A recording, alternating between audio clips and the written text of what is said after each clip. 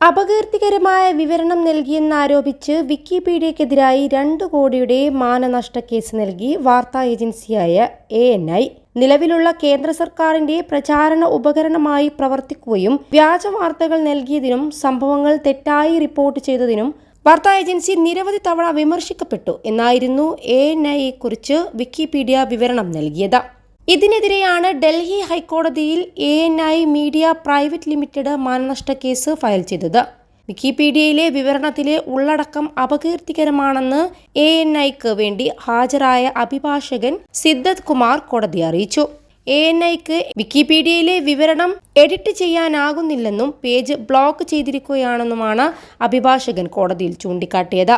വാർത്താ ഏജൻസിയുടെ സൽപ്പേരിന് കളങ്കമുണ്ടാക്കാനും അതിന്റെ ഗുണഭോക്താക്കളെ അപകീർത്തിപ്പെടുത്താനുമുള്ള ദുരുദ്ദേശത്തോടെ വ്യാജവും അപകീർത്തികരവുമായ ഉള്ളടക്കമാണ് പ്രസിദ്ധീകരിച്ചതെന്നും ANI-യുടെ പരാതിയിൽ പറയുന്നുണ്ട്.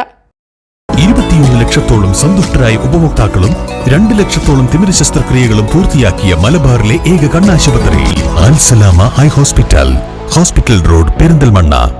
വിക്കിപീഡിയക്ക് അഭിപ്രായങ്ങൾ പറയാൻ അർഹതയുണ്ടെന്നും കോടതിയിൽ അതിന്റെ പ്രവർത്തനങ്ങൾ വിശദീകരിക്കുമെന്നും ജസ്റ്റിസ് ചൗള പറഞ്ഞു.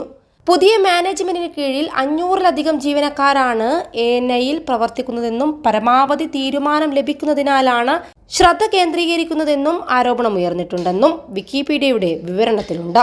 ANI-യിൽ ഹ്യൂമൻ റിസോഴ്സ് മാനേജ്മെന്റ് സിസ്റ്റം ഇല്ലെന്നും തങ്ങളുടെ മുൻ ജീവനക്കാരോട് മോശമായി പെരുമാറിയെന്നും 1-ലധികം ജീവനക്കാർ ആരോപിച്ചതായും പറയപ്പെടുന്നുണ്ട്.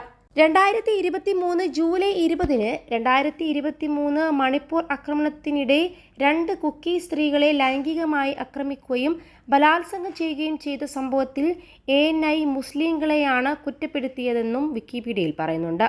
ഇതെല്ലാം ANI-യുടെ സൽപ്പേരിന് കളങ്കമുണ്ടാക്കുന്നതായും വാർത്താ ഏജൻസി നൽകിയ പരാതിയിൽ പറയുന്നുണ്ട്.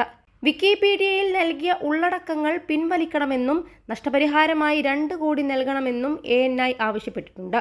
കേസ് വാദം കേൾക്കുന്നതിനായി ഓഗസ്റ്റ് 20-ലേക്ക് മാറ്റിയിട്ടുണ്ട്.